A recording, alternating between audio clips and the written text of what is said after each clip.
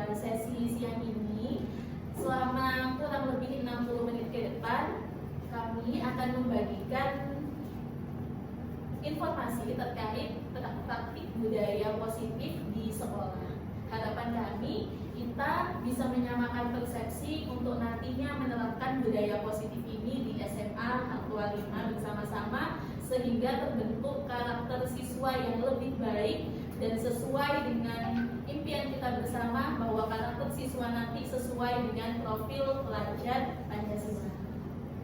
Baik, sebelum kami lanjutkan, nah Bapak Ibu silakan menjawab pertanyaan pemantik berikut ini dengan menyatakan setuju atau tidak setuju terhadap beberapa pernyataan-pernyataan yang ada di layar. Pernyataan yang pertama, hukuman dapat mendisiplinkan anak. Kira-kira setuju atau tidak setuju Bapak Ibu?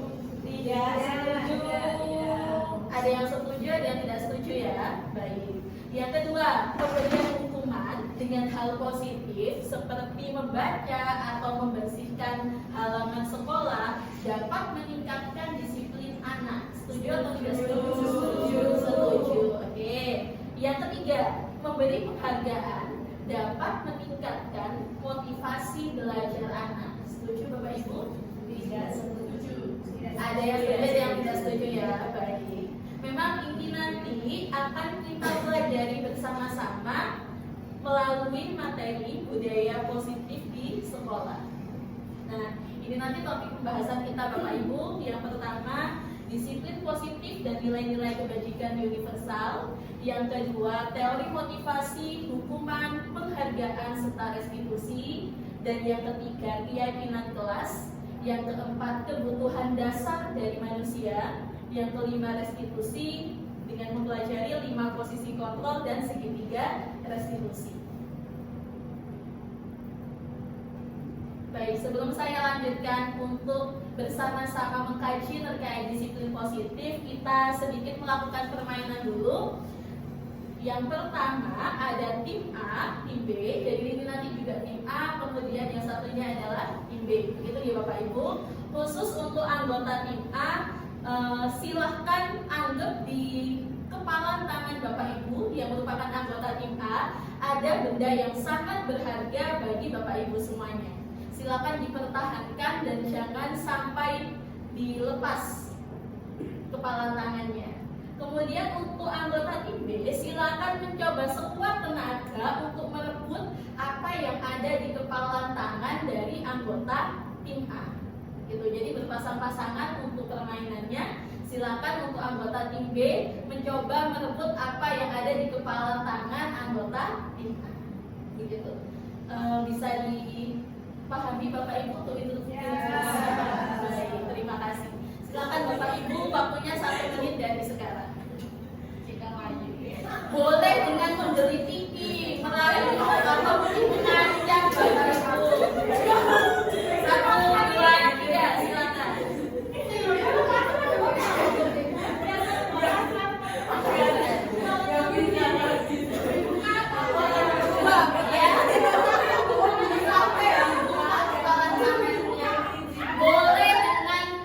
Boleh dengan merayu, menggelitiki, mengajak sampai kepala tangannya dibuka Bapak Ibu.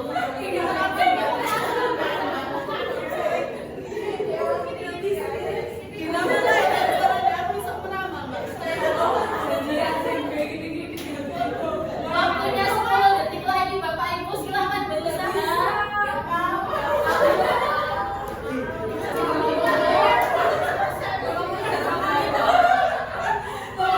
Baik, 10, 9, 8, 7, 6, 5, 4, 3, 2, 1.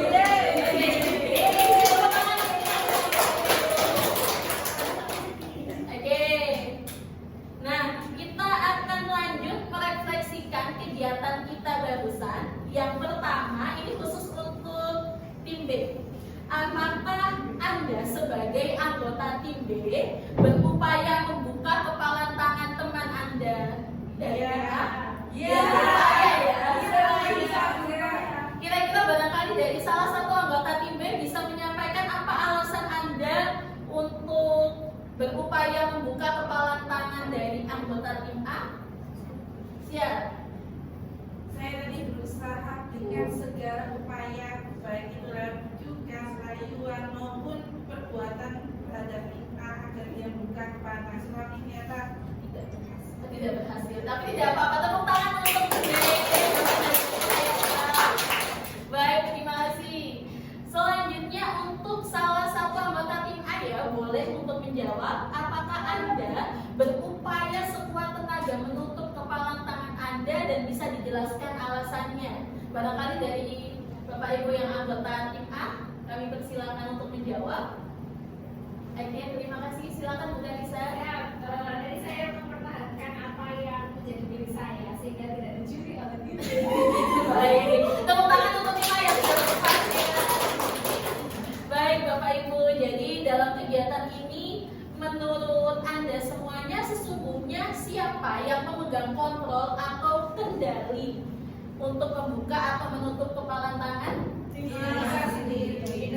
Kita sendiri, betul. Atau bisa dibilang tim A ya, karena yang menutup kepalan tangan ini tim A. Oke, jadi kita sepakat ya Bapak Ibu bahwa yang memiliki kontrol atau kendali atas diri kita adalah diri kita sendiri. Nah, selanjutnya Bapak Ibu, itu tadi adalah gambaran dari perubahan paradigma yang selama ini diyakini oleh masyarakat luas, bahwa yang pertama, ilusi bahwa guru bisa mengontrol murid Bapak Ibu. Jadi sebetulnya yang bisa mengontrol adalah diri kita masing-masing. Seperti itu. Kemudian ilusi bahwa kritik dan membuat orang merasa bersalah dapat menguatkan karakter, padahal itu belum tentu efektif untuk menguatkan karakter.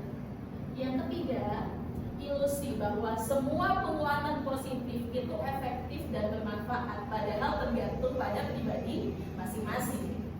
Selanjutnya, ilusi bahwa orang dewasa memiliki hak untuk memaksa, padahal kita tidak berhak untuk memaksa siapapun, gitu nih Bapak Ibu. Selanjutnya, mari mengubah paradigma dari yang awalnya berkutat pada teori stimulus respon berubah menjadi teori kontrol atau teori pilihan. Jadi di sini pertanyaan utamanya adalah siapa sesungguhnya yang memiliki kontrol.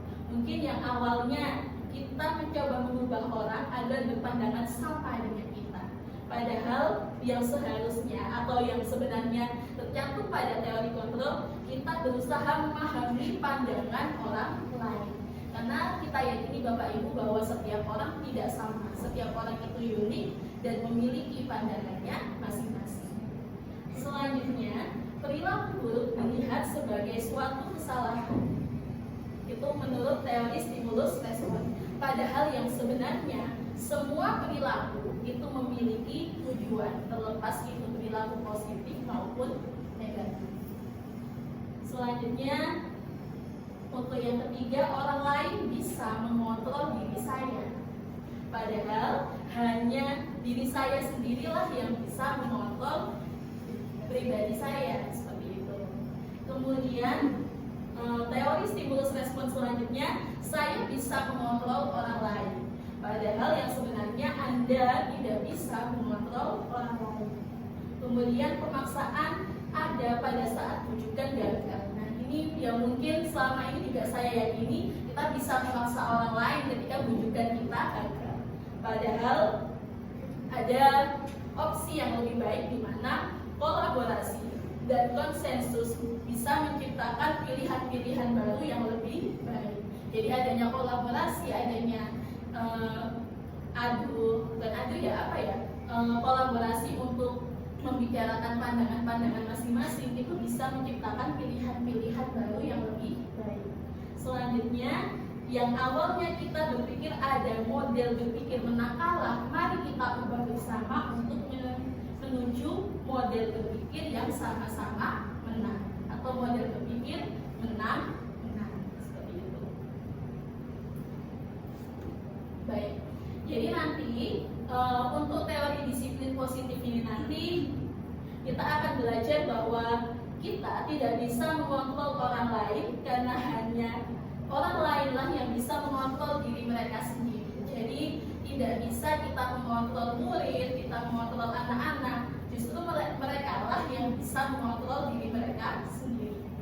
Kemudian semua perilaku terlepas dari itu positif maupun negatif memiliki tujuan. Selanjutnya kita juga akan membahas terkait model berpikir yang sama-sama menang dan adanya kolaborasi untuk menciptakan pilihan-pilihan. Dan yang terakhir Bapak Ibu, kita juga akan membahas mengenai realita bahwa setiap manusia memiliki kebutuhan dasarnya masing-masing. Baik, itu nanti gambaran peta konsep yang akan kita bahas selama kurang lebih 60 menit ke depan. Selanjutnya, ada pertanyaan yang ingin saya ajukan kepada Bapak Ibu semuanya. Apakah makna dari kata disiplin? Silakan Bapak Ibu, mungkin ada yang terpikir sesuatu ketika melihat atau mendengar ada kata disiplin Bapak Ibu. Silakan Ibu. Konsisten mencapai tujuan. Konsisten mencapai tujuan. Baik. Ada lagi yang mungkin berpendapat? Baik, silakan Ibu. Siap. Disiplin itu berarti bisa mengontrol dirinya agar tidak keluar dari jalur yang baik. Baik, memiliki kontrol diri untuk tidak keluar jalur. Baik, terima kasih Ibu. Jadi tadi ada yang konsisten, ada yang bisa mengontrol diri, gitu. Mari kita simak bersama Bapak Ibu sebenarnya makna dari kata disiplin. Disiplin itu berasal dari bahasa Latin atau disiplina yang berarti belajar. Ini memiliki konotasi dengan disiplin diri dari murid-murid Socrates dan Plato. Jadi disiplin diri membuat orang menggali potensinya, menggali nilai diri apa yang dimiliki untuk sebuah tujuan dan apa yang mereka hargai. Jadi disiplin di sini adalah memahami nilai diri apa yang dianutnya, nilai diri seperti apa yang ingin dicapai, dan nantinya konsisten untuk diraih melalui perbuatan-perbuatan, melalui serangkaian perbuatan. Namun dalam budaya kita, disiplin itu Bapak Ibu sering diartikan pada serangkaian kepatuhan pada peraturan-peraturan. Padahal tidak seperti itu. Karena di sini menggabungkan kata disiplin dengan ketidaknyamanan itu kurang tepat. Karena disiplin di sini sebenarnya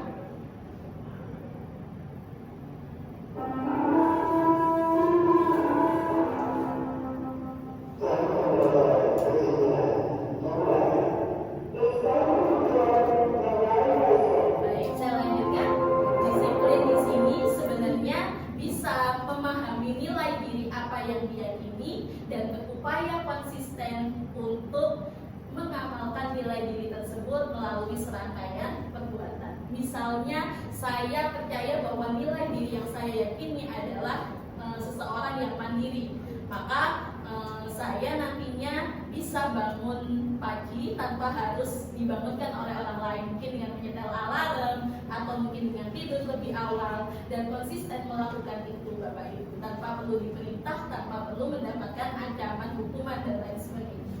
Salah satu contohnya seperti itu.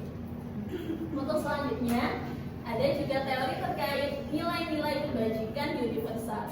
Di sini nilai-nilai kebajikan universal adalah sifat-sifat positif manusia yang merupakan tujuan mulia yang ingin dicapai terlepas dari perbedaan-perbedaan entah suku, bangsa, agama, budaya, dan lain sebagainya. Dan kita percaya Bapak Ibu, nilai kebajikan universal untuk murid-murid kita itu merujuk pada nilai-nilai pada profil pelajar Pancasila. Yang mungkin kita ingat bersama, yang pertama beriman dan bertakwa kepada Tuhan, kemudian mandiri, yang ketiga gotong royong, yang keempat kebinekaan global, yang kelima bernalar kritis, yang keenam kreatif, dan yang ketujuh berkebinekaan global. Baik, selanjutnya untuk teori motivasi, hukuman, dan penghargaan serta restitusi. Nah Bapak Ibu, setiap manusia ketika melakukan suatu perbuatan itu ada 3 jenis motivasi yang muncul. Misalnya anak datang tepat waktu ke sekolah. Nah, ada 3 jenis motivasi yang mungkin muncul di benaknya untuk melakukan hal tersebut. Jenis yang pertama adalah untuk menghindari ketidaknyamanan atau hukuman. Motivasi jenis ini memunculkan pertanyaan, apa yang akan terjadi apabila saya tidak melakukannya? Misalnya, oke, saya datang tepat waktu karena saya tidak mau dihukum, karena saya tidak mau terkena omelan, tatib, dan lain sebagainya. Nah, motivasi yang jenis pertama ini merupakan motivasi eksternal Bapak Ibu. Kenapa? Karena kalau misalnya tatib tidak menghukum atau mungkin tidak ada ancaman untuk dihukum, anak tersebut tidak akan datang tepat waktu. Ada kemungkinan untuk tidak mau datang tepat waktu. Selanjutnya, untuk mendapatkan imbalan dari orang lain atau berupa penghargaan atau pujian dan lain sebagainya, hal-hal yang positif lainnya. Nah, pertanyaan yang muncul di benaknya pada saat itu, jika motivasinya dari jenis kedua ini, apa yang akan saya dapatkan apabila saya melakukannya? Nah, ini juga motivasi eksternal yang memungkinkan anak tersebut untuk tidak melakukannya. Misalnya, kalau datang tepat waktu akan dapat kue misalnya, maka ketika tidak diberikan kue, anak dimungkinkan tidak akan datang tepat waktu. Nah, dari 2 jenis motivasi ini merupakan motivasi eksternal. Jenis yang ketiga itu merupakan jenis yang kita harapkan muncul pada diri siswa kita masing-masing, yaitu untuk menghargai diri sendiri. Jadi untuk menghargai nilai-nilai yang dia yakini. Pertanyaan yang muncul di benaknya, ketika memang motivasi yang ketiga ini, saya akan menjadi orang yang seperti apa bila saya melakukannya.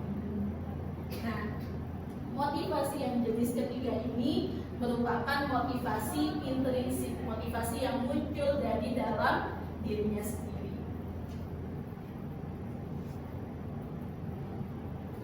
Nah, makna merdeka menurut Ki Hajar Dewantara itu bukan berarti hanya terlepas dari perintah, hanya terlepas dari ancaman. Tetapi makna merdeka itu adalah cakap untuk memerintah diri sendiri, konsisten meyakini nilai-nilai kebaikan yang ada pada dirinya. Jadi memang kalau misalnya sudah meyakini ada nilai kemandirian, maka dia akan konsisten untuk bertindak mandiri. Kalau dia misalnya meyakini nilai-nilai kejujuran, maka tanpa diperintah, tanpa ada ancaman hukuman, dia akan konsisten untuk jujur dalam bertindak.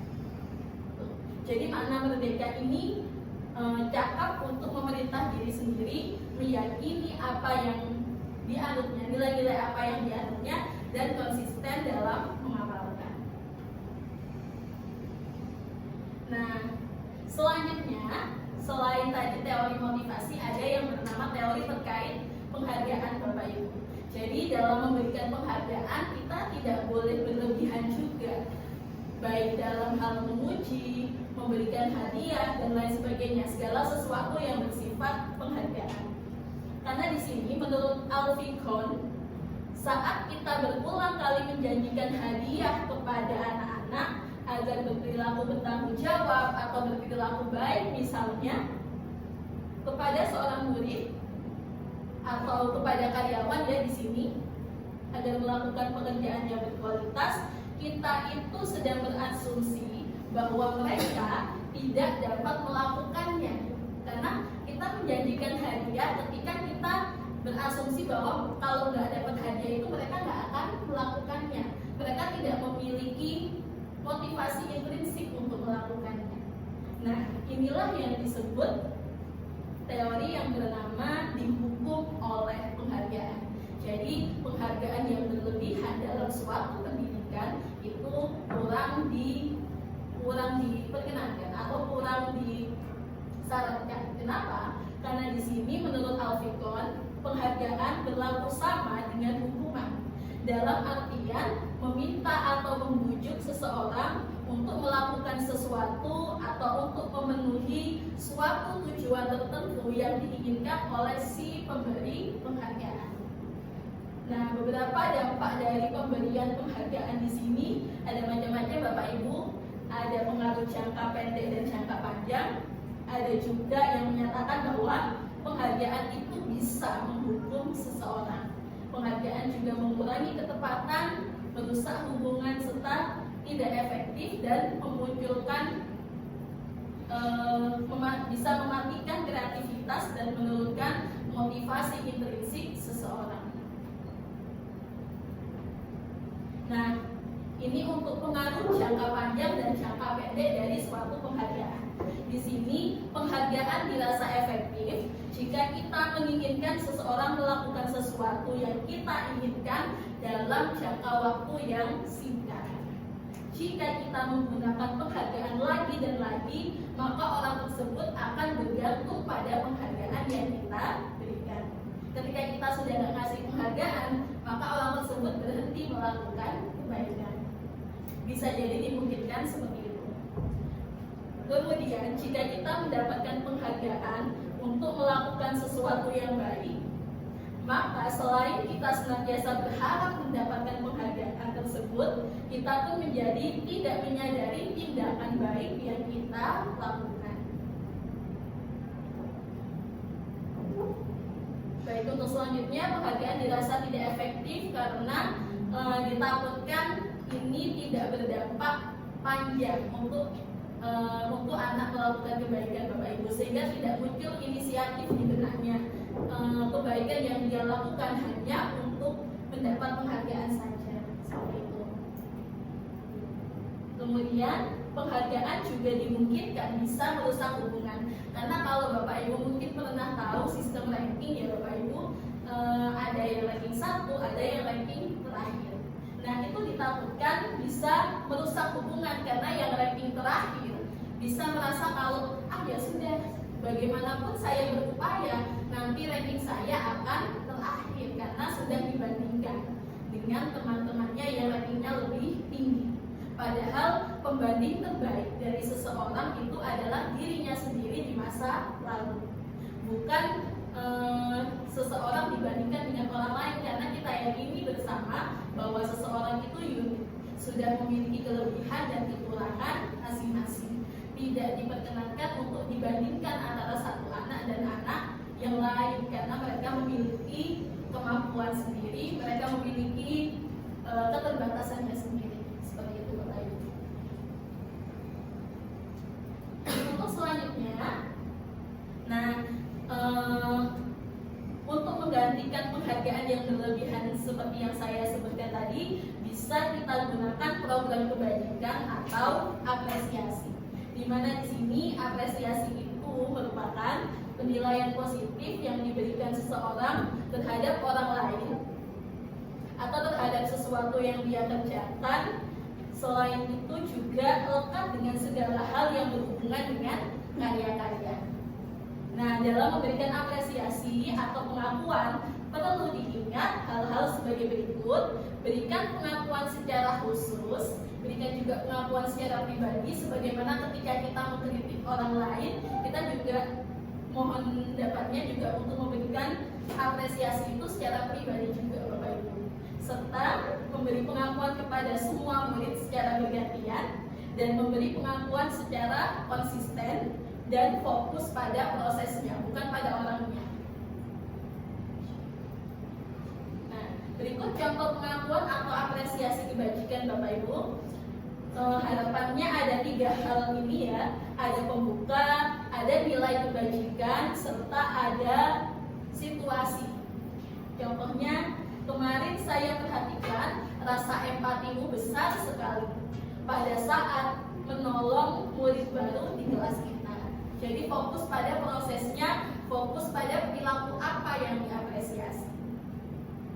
Selanjutnya, saya menghargai kepedulianmu pada saat membantu teman-temanmu di tugas sekolah atau membantu teman-temanmu untuk mengangkat salah satu barang, misalnya seperti itu. Jadi fokus pada prosesnya, fokus pada perbuatannya, bukan fokus pada orangnya. Misal kalau fokus pada orangnya itu sekedar, wah kamu hebat, sudah titik gitu. Nah, harapannya ketika mengapresiasi kita fokus pada perilakunya atau prosesnya. Selanjutnya terkait hukuman dan konsekuensi. Jadi ada dua Bapak Ibu, ada yang merupakan hukuman, ada yang merupakan konsekuensi. Apa dikatakan hukuman? Dikatakan hukuman itu ketika bersifat tidak terencana atau tiba-tiba. Jadi yang membuat hukuman pun itu hanya satu pihak saja, dari guru saja.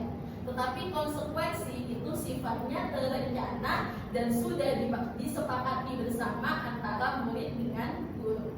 Bedanya seperti ini misalnya, ketika ada siswa terlambat, maka misal si guru ini menyuruh siswa tersebut lari 20 kali keliling lapangan. Itu pasti sangat melelahkan gitu ya, karena harapannya siswa itu tadi cerah gitu Bapak Ibu, tidak lagi terlambat. Nah, itu merupakan hukuman.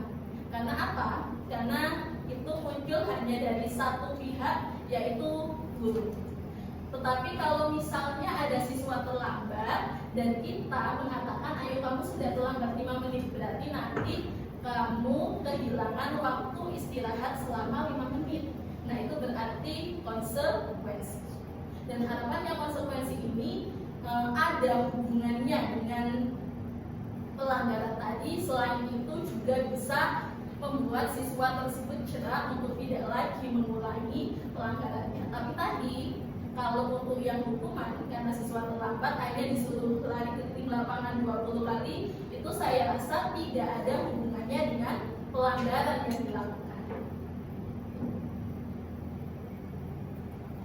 Nah, mungkin kita sedikit bermain ya Bapak Ibu, kira-kira pernyataan-pernyataan ini merupakan hukumankah atau konsekuensikah kira-kira.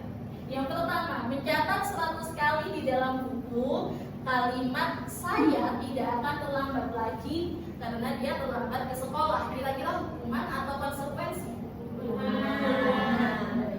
Lari mengelilingi lapangan basket 2 kali karena terlambat hadir di sekolah. Baik. Murid diminta untuk push up 15 kali karena tidak menggunakan masker ke sekolah. Betul. Lanjut, menggantikan kertas tugas teman yang telah dicoret-coret. Konsekuensi. Yang selanjutnya yang kelima, membersihkan tumpahan air di meja tulis karena tersenggol pada saat belajar. Konsekuensi. Lanjut, murid disuruh untuk tidak mengenakan sepatu seharian di sekolah karena tidak mengenakan sepatu hitam. Lanjut, lari mengelilingi lapangan basket 2 kali karena terlambat 10 menit untuk pelajaran PJOK. Baik, kita cek ya, coba Bapak Ibu. Oke, untuk pernyataan pertama tadi hukuman, yang kedua tadi hukuman juga. Nah, yang terakhir ini ya, lari mengelilingi lapangan basket 2 kali karena terlambat 10 menit. Karena ini pelajarannya PJOK Bapak Ibu, maka itu merupakan konsekuensi. Oke, lanjut. Di sini bisa Bapak Ibu simak bersama perbedaan hukuman dan konsekuensi, yang pada intinya hukuman ini sesuatu yang menyakitkan yang harus terjadi sehingga harapannya itu bisa membuat siswa cerah. Padahal ini bisa memunculkan anak yang membenci kedisiplinan Bapak Ibu. Karena apa? Karena hukuman ini bersifat untuk memaksa. Berbeda dengan konsekuensi. Konsekuensi itu sesuatu yang sudah disepakati yang harapannya bisa memperbaiki kesalahan si anak. Nah, dari sini harapannya anak bisa menghargai kedisiplinan.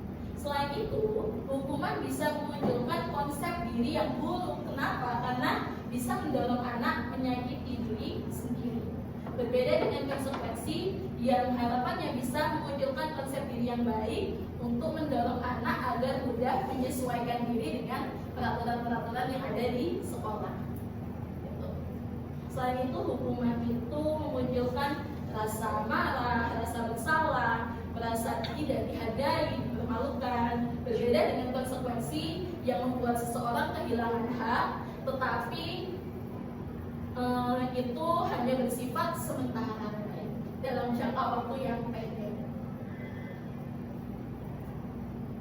Nah, selain adanya hukuman dan tadi yang konsekuensi, ada juga restitusi, Bapak Ibu. Restitusi di sini adalah proses untuk menciptakan kondisi bagi murid untuk memperbaiki kesalahan mereka, sehingga mereka bisa kembali pada kelompok mereka dengan karakter yang lebih baik. Kemudian restitusi juga merupakan proses kolaboratif yang mengajarkan murid untuk mencari solusi atas masalah mereka. Misalnya dengan ditanyain, kira-kira apa sih alasannya kalau misalnya terlambat, katakan apa alasannya terlambat. Kemudian kira-kira dari kamu, solusi apa yang bisa kamu tawarkan untuk tidak terlambat. Guru juga bisa berkolaborasi memberikan opsi-opsi solusi atas masalah anak-anak.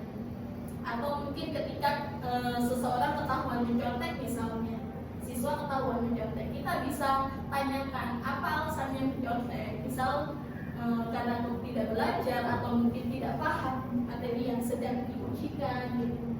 Nah, kita bisa berkolaborasi dengan siswa untuk mencari solusi-solusi apa yang bisa dipraktikkan supaya ada perbaikan dari kesalahan mereka.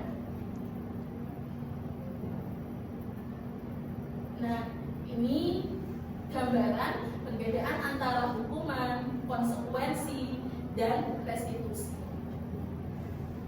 Yang perlu digarisbawahi di sini bahwa hukuman itu menghasilkan sistem tidak akan berjalan bila murid tidak takut. Merasa bahwa kalau misalnya murid takut, maka murid akan patuh pada peraturan. Padahal belum tentu, Bapak Ibu, karena apa? Membuat murid sekedar takut itu tidak akan menyelesaikan masalah. Jadi harapannya nanti Bapak Ibu bisa menggunakan konsekuensi ketika menghukum ya. Ketika siswa mendapati siswa melakukan kesalahan, kita bisa gunakan konsekuensi, atau yang lebih baik kita bisa menggunakan restitusi. Harapannya seperti itu. Nah, kenapa? Karena efeknya kalau misal dominan hukuman yang diberikan, murid atau anak akan membenci peraturan. Berbeda dengan ketika menggunakan konsekuensi, murid atau anak akan menghormati peraturan. Bahkan ketika kita gunakan restitusi, murid atau anak akan kembali menghormati nilai yang diyakini serta menghormati orang lain, menghormati hak-hak orang lain. Nah, ini pernyataan yang diberikan ya ketika kita menghukum siswa, peraturannya adalah ini dan kamu harus ini gitu ya. Bersifat atau kesannya itu bersifat memaksa gitu, Bapak Ibu, memaksakan kita. Berbeda dengan konsekuensi. Kalau konsekuensi itu bisa dengan menanyakan apa peraturannya, mampukah kamu melakukannya, seperti itu saja. Tapi kalau restitusi, nilai apa yang kamu yakini dan apa yang bisa kamu lakukan untuk memperbaiki masalahmu. Jadi diajak berdialog dan memecahkan masalah. Untuk selanjutnya, berikut 9 ciri-ciri restitusi. Yang pertama, restitusi itu bukan untuk menebus kesalahan, tapi bagaimana belajar dari kesalahan. Yang kedua, harapannya restitusi ini bisa untuk memperbaiki hubungan. Dan yang ketiga, restitusi ini bersifat tawaran, bukan paksaan. Kalaupun ada opsi-opsi dari guru yang ditawarkan, itu merupakan pilihan. Dan keputusannya kita serahkan lagi kepada murid. Selanjutnya, restitusi ini menuntun untuk melihat ke dalam diri. Selanjutnya, restitusi ini juga cara yang paling baik untuk fokus pada karakter, bukan fokus pada tindakan. Dan restitusi ini harapannya fokus pada solusi, Bapak Ibu, bukan fokus pada konsekuensinya, melainkan solusi untuk memperbaiki masalah. Nah, selanjutnya keyakinan kelas. Nantinya harapan kami kita bersama murid-murid kita bisa merumuskan keyakinan kelas bersama. Kenapa kok merumuskan keyakinan kelas kok bukan peraturan-peraturan. Karena begini Bapak Ibu, peraturan di sini itu tidak mendukung motivasi intrinsik untuk muncul, berbeda dengan keyakinan kelas. Kita bisa tanyakan kepada siswa kita keyakinan apa yang mereka yakini, nilai-nilai apa yang mereka anut untuk mendukung motivasi intrinsik ini muncul, sehingga mereka bisa kembali ke nilai-nilai atau keyakinan-keyakinan yang lebih menggerakkan seseorang dibandingkan mengikuti serangkaian peraturan. Karena kalau sekedar mengikuti serangkaian peraturan, motivasi intrinsik ini belum bisa muncul dari dalam diri mereka. Nah, dari diagram ini bisa kita ketahui bahwa keyakinan kelas ini berada satu tingkat di atas peraturan kelas, sehingga nantinya akan memunculkan lingkungan positif, dan tujuan utamanya atau goal yang ingin kita capai bersama adalah adanya budaya positif di sekolah kita. Nah, menurut Bapak Ibu, kira-kira dari dua flyer ini manakah yang merupakan kesepakatan? Manakah yang merupakan keyakinan kelas? Kira-kira dari dua flyer ini. Ini judulnya sama-sama kesepakatan kelas, yang kanan atau yang kiri? Sebelah kanan. Sebelah kanan. Barangkali mungkin ada satu atau dua yang menyampaikan alasannya kenapa kok memilih yang kanan. Oke, silakan Bu Karisa. Siap. Cikgu jawab, kalau saya lihat yang di kesepakatan kelas itu bahasa yang digunakan lebih gimana ya? Tidak seperti perintah gitu. Kalau yang di sebelah kiri itu sangat-sangat memerintah dan mengatur seperti ini. Terima kasih atas Nah, sampaian. Ya, terima. Silakan Bu Rita. Mohon izin menjawab. Kalau menurut dari saya, keyakinan kelas itu ada yang di sebelah kanan, karena di situ ada tertulis kami, guru dan murid. Berarti di situ ada kesepakatan atau keyakinan yang dibentuk dari guru dan murid itu tersendiri. Sedangkan yang sebelah kiri, datang tepat waktu, menjaga kebersihan, itu adalah seperti peraturan yang memang harus diterapkan tanpa adanya kesepakatan atau keyakinan antara guru dan murid. Terima kasih. Baik, terima kasih atas penyampaian dari Bu Rifa dan Bu Karisa. Memang keyakinan kelas itu Bapak Ibu hal yang kita sama-sama yakini antara murid dengan guru. Dan keyakinan kelas yang sudah dituliskan ini, misalnya kami guru dan murid yang saling menyayangi, otomatis akan memunculkan serangkaian peraturan tersendiri di benak masing-masing anak. Misalnya kalau memang mereka sudah yakin mereka adalah murid yang saling menyayangi, maka yang pertama mereka tidak akan membuat gaduh. Yang kedua, mereka tidak akan membuat berisik di dalam kelas, tidak akan bertengkar dan lain sebagainya. Berbeda dengan serangkaian peraturan yang di sebelah kiri ini masih memunculkan hal-hal yang sifatnya tadi seperti yang Bu Karisa sampaikan, sifatnya adalah memerintah. Tapi beda dengan keyakinan kelas yang sifatnya lebih umum dan merupakan kesepakatan bersama antara murid dengan guru. Harapannya nanti kita di kelas kita masing-masing bisa membuat kesepakatan kelas yang diyakini bersama antara Bapak Ibu guru dan murid-murid. Untuk selanjutnya, nah ini untuk metode membuat keyakinan kelas Bapak Ibu. Di sini bisa dengan tabel T atau tabel Y. Seperti yang tampil di layar, di sini ada tabel Y seperti ini dengan tabel T yang sebelah kanan. Nah, kalau membuat tabel Y, Bapak Ibu bisa menuliskan nilai apa, kemudian nilai tersebut terdengar seperti apa, terlihat seperti apa, dan berperilaku seperti apa. Kalau untuk tabel T, Bapak Ibu cukup menuliskan nilai-nilai yang diyakini itu tampak seperti apa dan tidak tampak seperti apa. Atau mungkin bahasa simpelnya, kalau yang T itu do and don't. Apa ya? Kalau misalnya di bahasa kita mungkin yang dilakukan apa, yang tidak boleh dilakukan apa, seperti itu. Nah, ini contohnya Bapak Ibu. Nah, ini untuk tabel Y, kalau yang ini tabel T. Kalau tabel Y kita bisa tuliskan nilai menghormati antar teman barangkali, kemudian menghormati ini, saling menghormati ini terdengar seperti yuk saya bantu, atau mungkin tolong ya, permisi, dan lain sebagainya.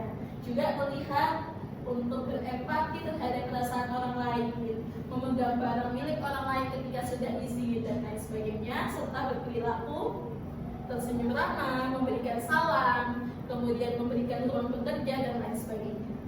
Untuk tabel T yang di sebelah kanannya ini saya rasa tidak ada kesulitan, karena ini sekedar membuat apa yang perlu dilakukan dan apa yang tidak boleh dilakukan ketika sudah meyakini salah satu nilai, seperti itu.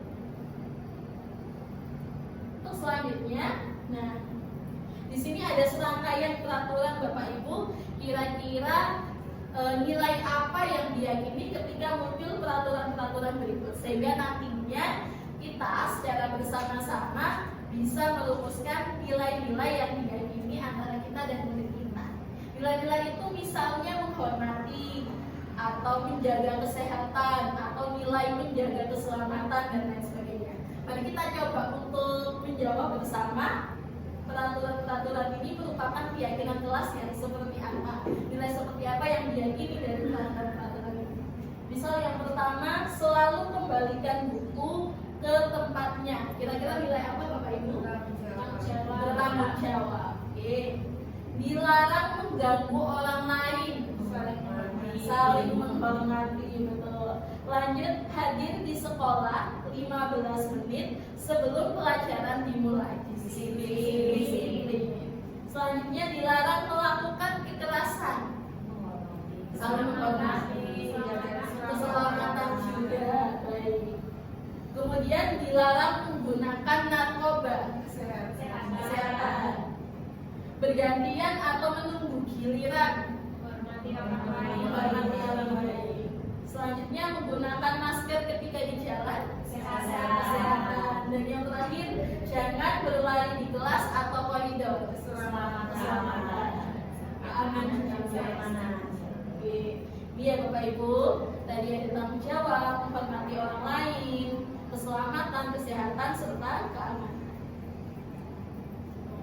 Nah, selanjutnya kebutuhan dasar manusia. Kenapa ini perlu diyakini? Karena Bapak Ibu sebenarnya setiap individu itu memiliki 5 kebutuhan dasar ini, tetapi ada yang kadang paling dominan atau paling banyak muncul. Misal kebutuhan untuk bertahan hidup, penguasaan, kasih sayang dan rasa diterima, kesenangan, serta kebebasan. Terkadang ada siswa yang mungkin membuat gaduh di kelas, itu bukan berarti memang siswa itu senang untuk membuat gaduh. Barangkali dia ingin diperhatikan oleh Bapak Ibu guru, bisa juga dia ingin bahwa apa yang diinginkannya itu didengar oleh Bapak Ibu guru. Jadi mungkin kita bisa bekerja sama dengan Bapak Ibu guru dari bimbingan konseling, Bapak Ibu guru BK, untuk mengenali kebutuhan dasar apa yang paling dominan dari anak-anak, sehingga harapannya ketika kita memahami kebutuhan masing-masing anak, kita bisa menyesuaikan dalam memberikan pembelajaran. Selanjutnya Bapak Ibu, yang akan kita pelajari bersama yaitu terkait restitusi 5 posisi kontrol. Dalam menghadapi siswa yang sedang melakukan pelanggaran atau melakukan kesalahan, kita dari Bapak Ibu guru memiliki 5 posisi kontrol. Apa saja itu Bapak Ibu? Mari kita simak bersama untuk videonya.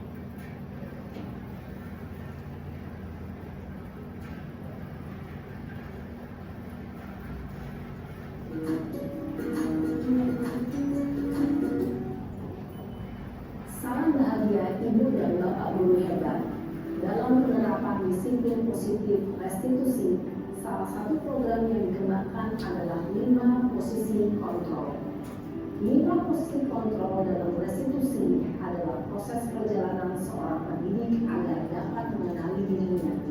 Pada video kali ini, kita akan membahas tentang 5 posisi kontrol yang dikembangkan oleh gaya dosen dan contoh penerapannya.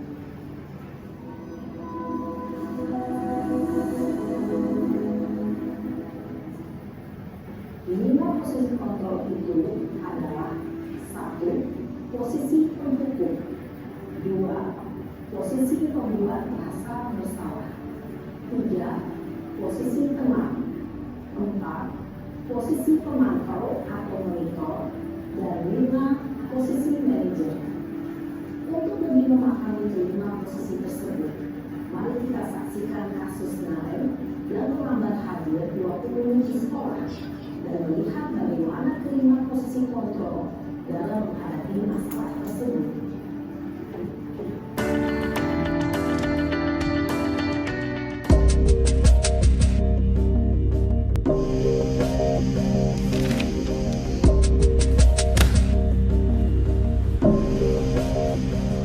Naren! Sini kamu! Selamat pagi, Bu. Selalu terlambat. Kamu deh, pasti terlambat. Maaf, Bu. Saya... Apa? Apa coba? Alasan kamu apa lagi? Kapan sih kamu tidak terlambat? Malas sekali ya kamu jadi anak. Saya... Dasar pemalas. Gak kapok-kapok sih kamu. Sudah berapa kali terlambat? Sana, kamu keliling lapangan basket 2 kali. Kenapa saya harus keliling lapangan basket, Bu? Kenapa? Kamu mau lawan ibu? Berani-beraninya jawab. Sudah terlambat, masih berani jawab pula. Sekarang, keliling lapangan basket 5 kali sekalian. Biar kapok. Cepat! Pergi sana ke lapangan basket.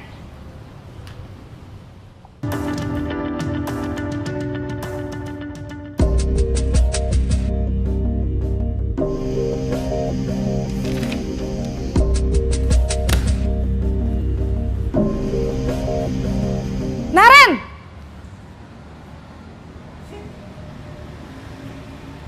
Selamat pagi, Bu. Naren. Kamu kenapa terlambat lagi, nak? Ya Tuhan, Naren. Kamu senang ya bikin ibu susah ya? Kalau kamu terlambat lagi, nanti ibu yang ditegur bapak kepala sekolah, nak. Disangka ibu tidak bisa membina kamu. Duh, gimana ini? Maaf, Bu. Duh, Gusti Naren. Kamu suka ya kalau ibu ditegur bapak kepala sekolah? Terus, sekarang ibu harus tulis apa ini di buku absen? Ini kamu sudah sering terlambat loh. Ibu harus apa coba? Maaf, Bu. Maaf sekali.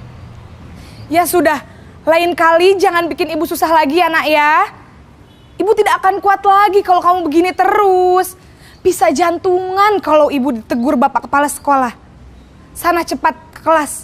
Maaf ya, Bu. Maaf sekali. Posisi pembuat rasa bersalah berbicara dengan nada tenang.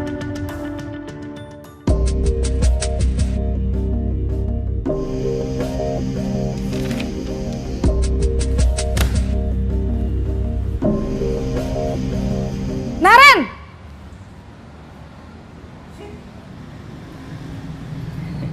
Selamat pagi, Bu. Wah, sudah jam berapa ini, nak? Terlambat lagi ya, sayang. Iya, Bu. Habis ibu saya lupa bangunkan saya, Bu. Kamu malah menyalahkan ibu kamu. Kamu bukannya anak yang larinya paling kenceng. Kok terlambat sih? Iya, Bu. Saya memang terlambat bangun tadi. Jadi, biarpun saya lari kencang, tetap gak kekejar, Bu. Ya sudah sana, nanti lain kali larinya lebih kenceng lagi ya. Biar gak terlambat lagi. Bikin seneng ibu, demi ibu. Bisa kan? Bisa lah, Bu. Ya sudah sana masuk kelas. Ibu beresin urusan absen kamu. Kamu ini ada-ada saja.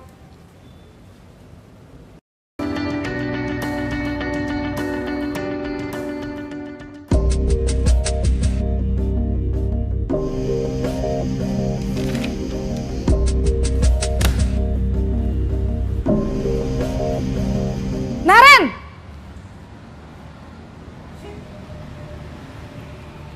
Selamat pagi, Bu. Naren, apa peraturan sekolah kita tentang jam berapa kita harus masuk sekolah, nak? Kita harus di sekolah jam 7, Bu. Iya betul, sekarang sudah jam 7.20. Naren sudah tahu konsekuensinya jika terlambat hadir. Paham, Bu. Saya harus tinggal kelas pas jam istirahat selama 20 menit. Iya benar, konsekuensinya demikian. Jadi nanti jam 9.30 pas istirahat, kamu harus tinggal di kelas, kerjakan tugas tambahan untuk ketertinggalan kamu, ya? Baik, Bu.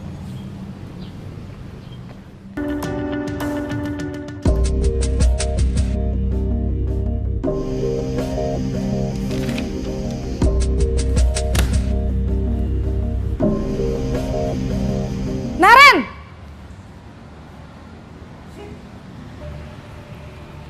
Selamat pagi, Bu. Selamat pagi, Naren. Maaf, Bu. Saya terlambat. Iya, sekolah masuknya jam 7, sekarang sudah jam 7.20. Jadi sekarang bagaimana ini, Naren? Maaf, Bu. Saya lupa setel alarm saya semalam. Baiklah, menurut kamu, keyakinan sekolah yang mana yang perlu kamu tingkatkan? Menghargai diri sendiri dan orang lain mungkin ya, Bu. Setuju. Jadi, apakah Naren meyakini prinsip saling menghormati tersebut? Iya, Bu. Saya meyakininya. Apakah Naren bersedia memperbaiki masalah keterlambatan ini? Bersedia, Bu. Bagaimana kamu akan perbaiki masalah keterlambatan ini? Saya akan coba untuk tidak lupa menyetel alarm saya, Bu. Baik, kalau Naren lupa menyetel alarm di rumah, ada orang yang kira-kira bisa bantu mengingatkan tidak? Ada, Bu. Kakak saya, Kak Ema. Ada lagi selain Kak Ema? Selain Kak Ema, ada ibu saya.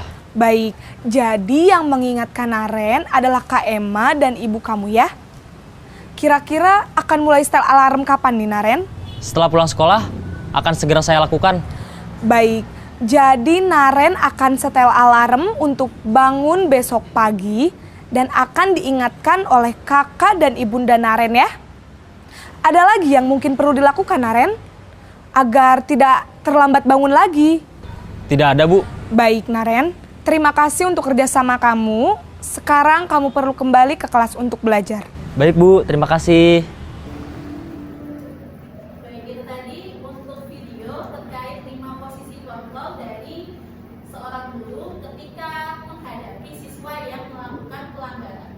Yang pertama, posisi kontrol sebagai penghukum.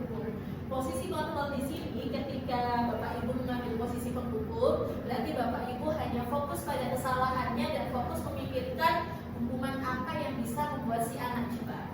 Nah, ciri-cirinya bagaimana? Yaitu guru berkata, kalau kamu tidak melakukannya, awas ya, rasakan ya. Pokoknya sesuatu yang menakutkan bagi siswa sehingga harapannya siswa cerah dan tidak mengulangi kesalahannya. Itu posisi penghukum.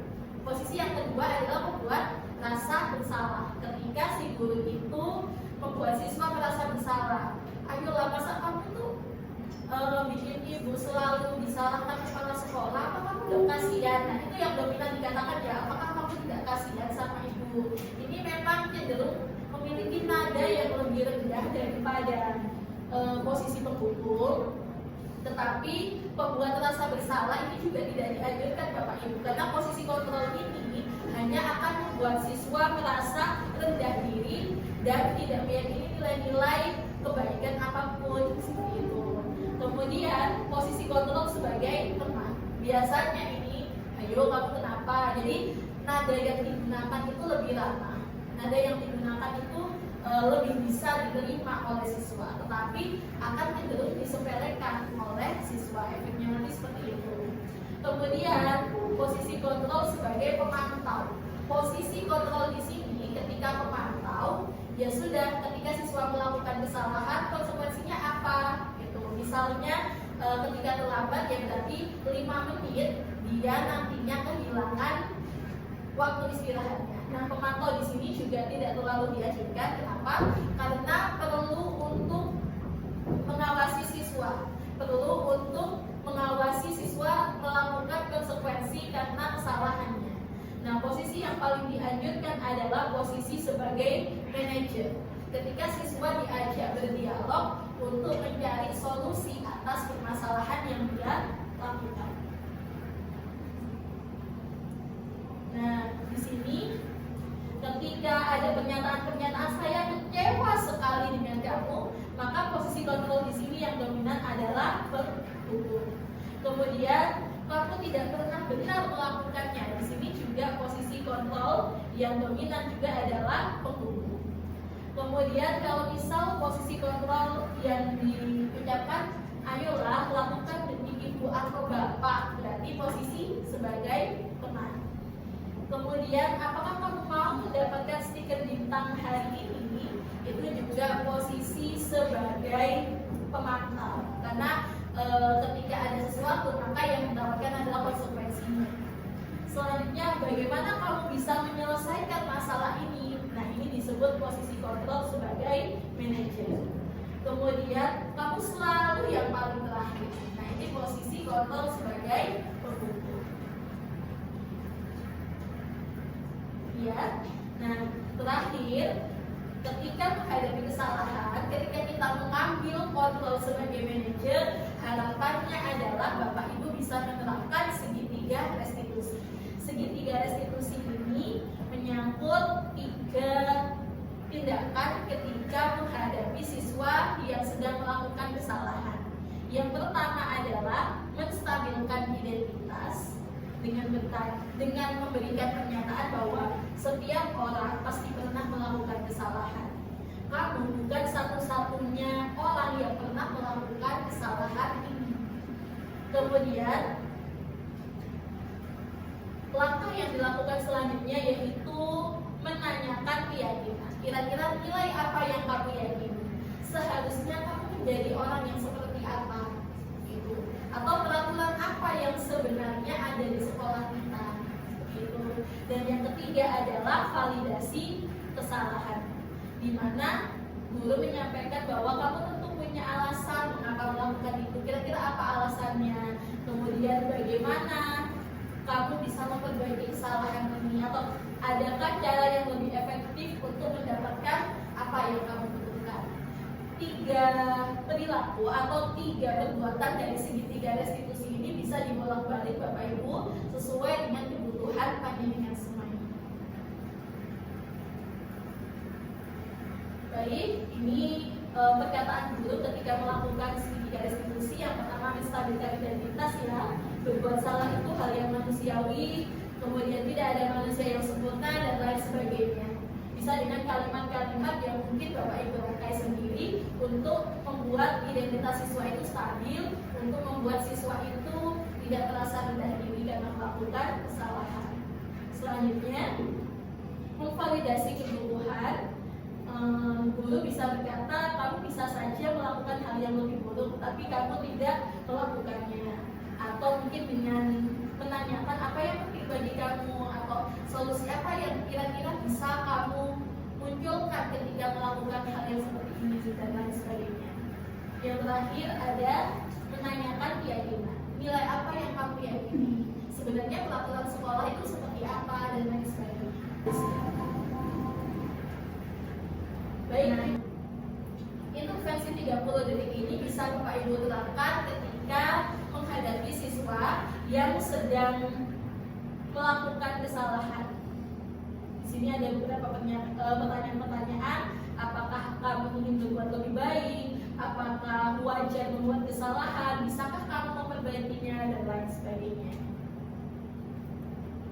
Dan yang terakhir, saya ingin menanyakan kepada Bapak Ibu semuanya, kira-kira hal baru apa yang bisa mengubah paradigma Bapak Ibu, kemudian perasaan apa yang muncul selama mengikuti sesi yang barusan, serta kira-kira Bapak Ibu ingin menjadi guru yang seperti apa. Monggo barangkali ada yang mau menyuarakan pendapatnya.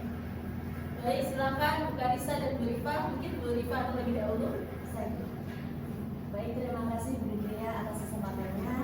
Yang pertama, hal baru apa yang mengubah paradigma saya yang saya dapatkan pada kegiatan ini? Yang pertama adalah dari kegiatan ini saya mengerti dan saya menyadari bahwasanya ternyata hukuman penghargaan itu kurang kurang efektif bagi kita sebagai guru dalam membersamai anak-anak seperti itu. Yang nomor 2 langsung begitu ya? Apa yang satu aja? Boleh kalau misalnya mau dijawab nomor 2 atau mungkin nomor 2 bisa dijawab oleh Bu Kalisa. Silakan. Ini maju. Oh, boleh silakan.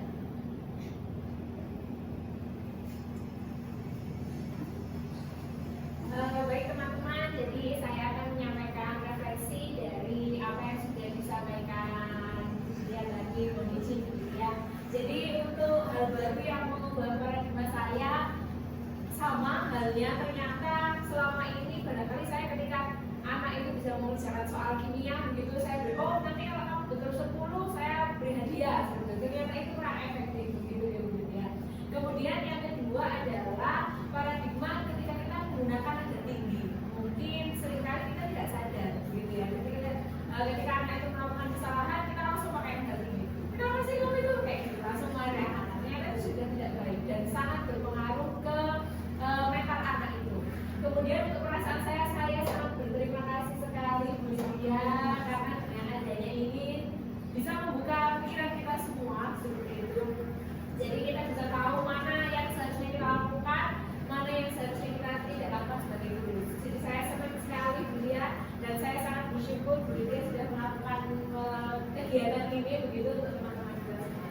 Kemudian kalau yang ketiga peran Among seperti apa yang saya telah lakukan, sepertinya yang sangat ideal itu peran sebagai manajer begitu ya. Jadi ketika anak itu melakukan sebuah kesalahan kita konfirmasi dulu alasan mereka seperti apa, kemudian kita coba ajak anak itu untuk mencari solusi dari kesalahan yang sudah mereka buat. Kemudian sebentar lagi sudah ya, jadi kedepannya saya akan berusaha untuk menjadi seorang manajer seperti itu. Baik, Terima kasih Bu Rifa dan Bu Kalisa. Terima kasih Bu Rifa dan Bu Kalisa. Harapannya kita semua bisa menjalankan peran sebagai manajer dan bisa